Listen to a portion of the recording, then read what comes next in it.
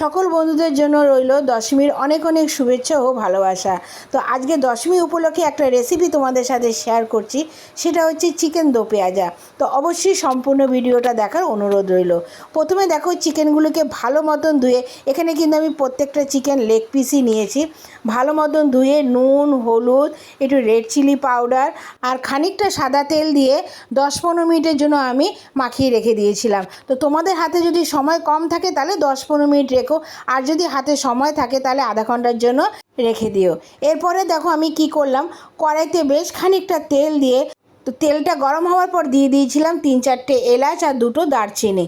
এরপরে 2টো মিডিয়াম সাইজের পেঁয়াজ একদম কুচি কুচি করে কেটে আমি ওর মধ্যে দিয়ে দিয়েছিলাম, আর একটা টমেটোও দিয়েছিলাম, আর খানিকটা কাঁচা লঙ্কা কুচি দিয়ে দিয়েছিলাম। এবার এ কটা মশলাকে 5-10 মিনিট রান্না করে তার মধ্যে আন্দাজ মতো নুন, হলুদ, একটু জিরে গুঁড়ো আর সামান্য ধনে গুঁড়ো দিয়ে একটু ভালো মতন কষিয়ে নিয়েছিলাম। আর অন্যদিকে আমি একটা মশলা তৈরি করে রেখেছিলাম, সেটা হচ্ছে আদা, রসুন আর কাঁচা লঙ্কা। খুব একটা না, 2 চামচের মতন মশলা আমি এর মধ্যে দিয়ে দিয়েছিলাম। এবার এই কটা জিনিসকে 10-15 মিনিটের জন্য আমি রান্না করে নেব, যাতে এর মধ্যে কোনো আদার কাঁচা গন্ধ না থাকে। তারপরে দিয়ে দিয়েছিলাম একটু রেড চিলি পাউডার। এবার যখন দেখবো এটা থেকে মোটামুটি তেল ছেড়ে আসছে, তারপরে আমি দিয়ে দেব মেখে রাখা চিকেনটা। এবার চিকেনটা দেওয়ার পরে কিন্তু খুব একটা আমি টাইম নেব না, তো একটু চিকেনটার সাথে মশলাটাকে ভালো মতন মাখিয়ে নিয়ে দিয়ে দিয়েছিলাম আন্দাজ মতন জল। জলটা দিয়ে আমি খানিকক্ষণের জন্য এটা ঢেকে রেখে দেবো। তো তোমরা দেখতেই পাচ্ছ যে ঝোলটা মোটামুটি ফুটেই আসছে। এরপরে আমি এটা বেশ 10 মিনিটের জন্য ঢেকে রেখে দিলাম। তারপরে আমি দেখো অন্যদিকে আরেকটা আমি পেস্ট তৈরি করেছিলাম, কয়েকটা কাজু বাদাম, একটু টক দইয়ের সাথে একটু মিহি পেস্ট বানিয়ে রেখেছিলাম। এটা যখন দেখবো যে চিকেনের ঝোলটা প্রায় টেনে আসছে, তখনই আমি এর মধ্যে ওটা অ্যাড করে দেবো, দই আর কাজু বাদামের পেস্টটা। তো দেখতে পাচ্ছ এটা হতে হতে আমি অন্যদিকে দেখিয়ে দিচ্ছি, আরেকটা কড়াইতে আমি খানিকটা সাদা তেল আর 2 চামচের মতন ঘি গরম করে তার মধ্যে একটা বড় সাইজের পেঁয়াজ, ধরো একটা পেঁয়াজকে 8 টুকরো করে তোমরা খুলে নেবে পেঁয়াজটাকে, ওটাকে দিয়ে দেবে। আর একটা টমেটো ঠিক ওইভাবে 8 টুকরো করে আমি ওর মধ্যে দিয়ে দিয়েছি, আর দিয়ে দিয়েছিলাম 2টো কাঁচা লঙ্কা আর একটা শুকনো লঙ্কা। এবার ওটা যখন একটু লাল লাল করে ভাজা হয়ে যাবে, তার মধ্যে আমি দিয়ে দিয়েছিলাম কাসুরি মেথি।